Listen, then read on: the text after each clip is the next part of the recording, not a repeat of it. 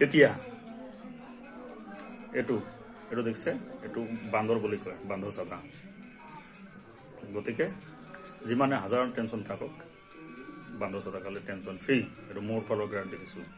এতিয়া কথাটো হ'ল এনেকৈ অকণমান চূণ লওক, অলপ চূণ লওক, অলপ এনেকৈ মাৰক। আৰু এটা কথা মন কৰিব, আপুনি যেতিয়া ট্ৰেইন বা বাছত যেতিয়া জাৰ্ণি কৰি থাকিব, তেতিয়া এনেকৈ এখন পিছফালৰ পৰা এখন হাত আহিব,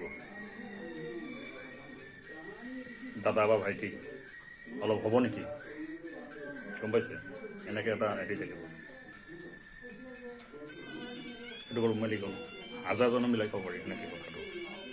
তো আৰু এনেকৈ যিটো থপৰিয়তা, এইটো আমাৰ গাঁৱত এটা সংকেত আছিলে। মানে গধূলা 7-8টামান বজাত যেতিয়া আমি আড্ডা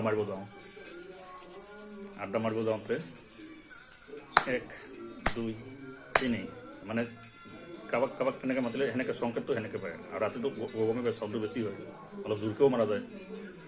ঠিক আছে, এনেকৈ মাৰিলে একদম হেৰি কৰি ল'ব দেই, একদম হেৰি কৰি ল'ব। মই ভিডিঅ'টোৰ কাৰণে অলপ শ্বৰ্টকাট কৰিছোঁ। এনেকৈ থৈ দিব, হৈ গ'ল, কাৰোবাক দিলে।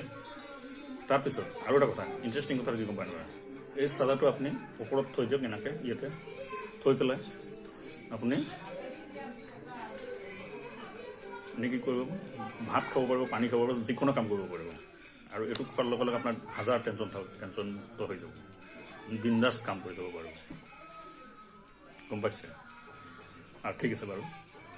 আৰু কথাটো হ'ল, এই ভিডিঅ'টো মই অকল মনোৰঞ্জনৰ বাবে বনাইছোঁ, গতিকে কোনো দায় দোষ নধৰে। চাদা খোৱাটো স্বাস্থ্যৰ পক্ষে হানিকাৰক হয়। ধন্যবাদ।